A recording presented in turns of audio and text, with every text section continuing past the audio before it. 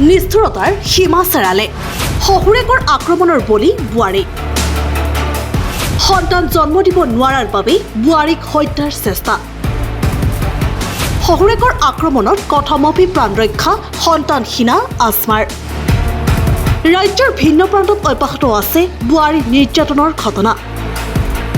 সিদিনা শিৱসাগৰৰ পংখীৰ কাহিনীয়ে এতিয়াও নুমাব পৰা নাই ৰাজ্যবাসীৰ মনত জ্বলি থকা ক্ষোভৰ জুইকুৰা এইবাৰ বোৱাৰী নিৰ্যাতনৰ এটা কাহিনীয়ে অতিক্ৰম কৰিলে সকলো সীমা নিৰ্যাতনৰ কাৰণ বোৱাৰী সন্তানহীনা নগৰ কঠীয়াতলিত সংঘটিত হৈছে এই ঘটনা অনুসৰি কলিয়াবৰৰ 1 নং বৰখুৰী গাঁৱৰ আফাছ উদ্দিনৰ জীয়ৰী আসমা বেগম কঠীয়াতলিৰ দক্ষিণ টুবুকী গাঁৱৰ আব্দুল মান্নানৰ পুত্ৰ চুলতান আলীৰ সৈতে বিবাহপাশত আবদ্ধ হৈছিল কিন্তু 14 বছৰে সন্তান জন্ম দিব পৰা নাছিল আসমাই যি কথাৰ বাবে প্ৰায়ে ঘৰখনত সৃষ্টি হৈছিল নানা অশান্তিৰ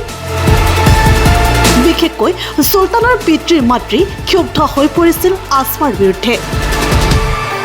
প্ৰায়ে পুত্ৰ চুলতানক নতুনকৈ বিয়া পাতিবলৈ জোৰ কৰিছিল পিতৃ আব্দুল মান্নানে এনেধৰণৰ বাক বিতণ্ডা ঘৰখনত অব্যাহত থকাৰ সময়তে যোৱা 6 মে তাৰিখে সংঘটিত হ'ল ভয়ংকৰ ঘটনাটো পুত্ৰ চুলতানে পত্নী আসমাক ঘৰতে থৈ বাহিৰলৈ ওলাই গৈছিল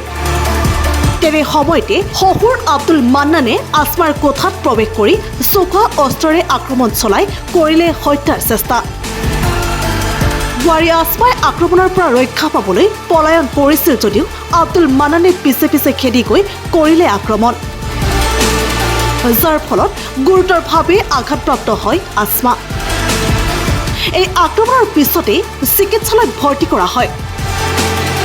সম্প্ৰতি পুত্ৰ চুলতান আৰু আসমাই লম্পট আব্দুল মান্নানৰ বিৰুদ্ধে ৰুজু কৰিছে এক গোচৰ লগতে বোৱাৰী নিৰ্যাতনকাৰী আব্দুল মান্নানক উপযুক্ত শাস্তি বিহাৰ দাবী জনাইছে মা ঘৰত গৈছিলোঁ মা ঘৰৰ পৰা আহিলোঁ মোক অহাৰ পিছত কৈছোঁ তই ঘৰত কেলৈ সোমালি বোলে ঘৰৰ পৰা ওলাবলৈ মোৰ চুচুবুৰাই ওলাবলৈ কৈছে মই কৈছোঁ ৰ'ব আপোনাৰ পিতেকক ফোন কৰোঁ আপোনাৰ পিতেৰহে মোক আনিছে তেওঁ কৈছোঁ তই ওলাবলৈ এনেকৈ কওঁতে মই মোৰ মানুহজনৰ ওচৰত ফোন মাৰিছোঁ তেওঁ তাৰ মাজতে মোৰ মূৰত ঘপিয়াই দিলে ঘপিয়াই দিয়াৰ পিছত মই মাটিত পৰি গ'লোঁ ডাৱে ঘপিয়ালে মাটিত পৰি যোৱাৰ পিছত মই তাৰ ওচৰত মাপ খুজিছোঁ মোক নেমাৰিব বুলি মই গুচি গৈছোঁ ঘৰৰ পৰা ওলাই তেতিয়ালৈ তেওঁ মানা নাই তেওঁ পিঠি চিঠি মাৰি আছে মোক মাৰাৰ পিছত মই দৰ্জামুখত দুবাৰকৈ পৰিছোঁ আকৌ দৰ্জামুখত গৈ মাৰিছে সেই লোকক হেৰিত গৈ পৰিছোঁ আগফালে তাত গৈ মাৰিছে দৌৰাই খেদি মাৰিছে যেতিয়া লোকে দেখিছে তেতিয়া তেওঁ পিছফালৰ পৰা আঁতৰি গ'ল বেলেগ মানুহ ধৰি পেলাই মোক চিভিলত লৈ গৈছে মোৰ বাপেকৰ ঘৰত বৰগলি কলিয়াবৰ বৰগলি তাৰপিছতো মোক আৰু একো কমেই নাপালোঁ থানাত লগালগ নিয়াৰ পিছত সিহঁতি কৈছে এতিয়া মানুহজনক আগত বচাই লোৱা তাৰপিছত বোলে আমি কেছটো লিখিম বোলে চিভিলত নিলে চিভিলত চাৰিআলি তাত নল'লে নগাঁও পঠিয়ালে নগাঁৱত ট্ৰিটমেণ্ট কৰোৱাৰ পিছত তাৰ পিছদিনাখন আহি পেলাই থানাত কেছটো দিলে এতিয়ালৈকে সেইটোক ধৰা নাই আসামিটো মোক ন্যায় লাগে মোক এনেকুৱা অত্যাচাৰ কৰিছে মোৰ ন্যায় লাগে সেইটো কাৰণে আপোনাৰ ওচৰত আবেদন জনাইছোঁ মন্নান আলী গাঁও কঠীয়াতলি দক্ষিণ টুপুকী এসপ্তাহমান আগত আজি বাপেকৰ ঘৰত গৈছিলে যোৱাৰ পিছত মই মানে খোৱা বোৱা অলপ দিগদাৰ হোৱাৰ পিছত আকৌ মোৰ দেউতাই মানে কৈ আছে যে তোৰ মাইকী মানুহ আনিব নালাগে তোৰ ল'ৰা ছোৱালী নহয় আনিব নালাগে বেলেগ এটা বিয়া পতাম মই মান্তি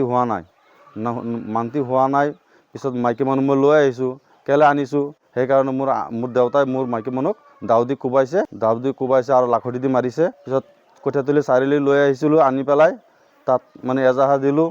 দিয়াৰ পিছত আজি 5 দিন 6 দিন হৈ গ'ল কিন্তু একশ্যন লোৱা নাই থানা বাপেকৰ ঘৰত গৈছিলে যোৱাৰ পিছত মই এতিয়া এসপ্তাহমান তাত থাকি অহাৰ পিছত বাপেকে আনিব নিদিয়ে মোক হয় আনিব নিদিয়ে যে মই মানে লৈ আহিছোঁ মোৰ মাইকী মানুহ অনাৰ পিছত মই ঘৰত থৈ মেলি আকৌ মই বাহিৰত গৈছোঁ অহাৰ পিছত চাইছোঁ যে মোক মাইকী মানুহ দাউদি কোবাইছে আৰু লাখুটি দি মাৰিছে কেলৈ আনিছোঁ মই ল'ৰা ছোৱালী নহয় এইটো মাইকী মানুহ নালাগে তোৰ সেইটো মাইকী মানুহ খেদি দে তেনেকুৱা বিয়া পতা 10-12 বছৰমান হৈ যাব তেতিয়া মানি লৈছিলে তেতিয়া মানি লৈ পেলাই এতিয়া আজি 10 বছৰমান গুচি গ'ল ল'ৰা ছোৱালী হোৱা নাই তেতিয়া বাপেকে কৈছে কয় এতিয়া মাইকী মানুহ খেদি দে বেলেগ এটা বিয়া পতাই দিম মই মানে মান্তি হোৱা নাই থানাততো জাননী দিছোঁ থানাত কেছ দিছোঁ কেছ মাৰপিট কৰিছে এতিয়া কেছ দিছোঁ থানাতো লৈ গৈছোঁ থানা পুলিচে কৈছে যে তই বোলে হেৰি আগত বোলে চিকিৎসা কৰি আহ পিছত বোলে কেছ দিবি তো মই তাক চিকিৎসা কৰি পিছত আহিছোঁ আহি পেলাই কেছ দিছোঁ 5 দিনমান হৈ গ'ল এতিয়া থানাৰ পুলিচে একশ্যনে লোৱা নাই কঠিয়াতলি চাৰিআলি মোৰ ঘৰ দক্ষিণ টুবুকী থানাৰ আণ্ডাৰত কামপুৰৰ পৰা ৰূপজ্যোতি ভূঞাৰ ৰিপৰ্ট প্ৰতিবিম্ব লাইভ।